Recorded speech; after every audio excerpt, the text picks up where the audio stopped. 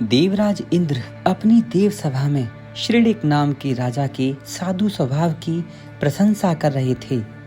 उस प्रशंसा को सुनकर एक देवता के मन में राजा की परीक्षा लेने की इच्छा हुई।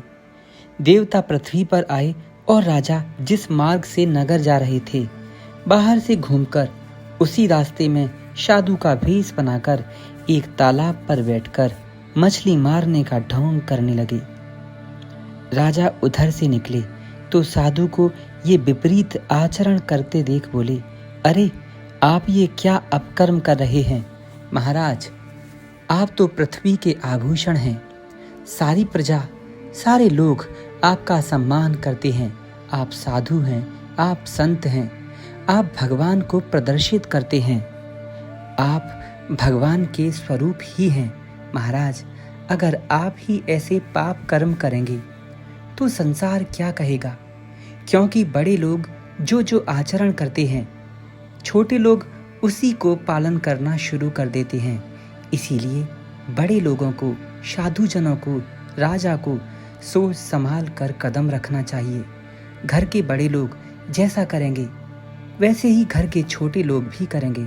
इसीलिए बड़े लोगों को बड़े विचार करके काम करने चाहिए। आप ये अनर्थ क्यों कर रहे हैं? प्रजा पर क्या असर पड़ेगा? साधु ने कहा, राजन, मैं धर्म अधर्म की बात नहीं जानता।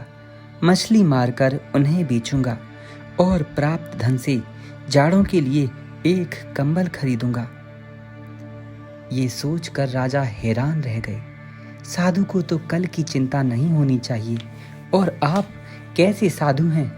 आपको सर्दियों की चिंता है, और वो भी एक कंबल लेने के लिए आप मछलियों को मारेंगे, ये पाप कर्म करेंगे, फिर उसकी बिक्री भी करेंगे, जबकि साधु को धन से कोई मोह नहीं होना चाहिए। ये जान करके राजा बोले, आप कोई जन्म मरण के चक्कर में भटकने वाले प्राणियों में से ही जान पड़ते हैं। राजा को बड़ा दुख हुआ।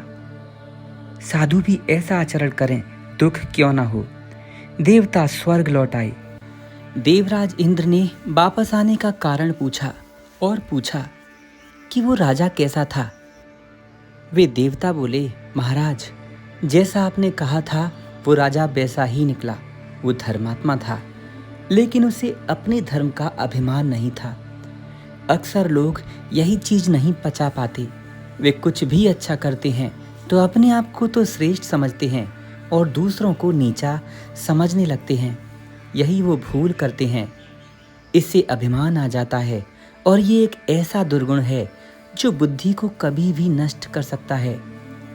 इस कहानी से हमें ये शिक्षा मिलती है कि अगर हमारे सामने कोई गलत करे तो पहले उसे प्रेम से समझाना चाहिए।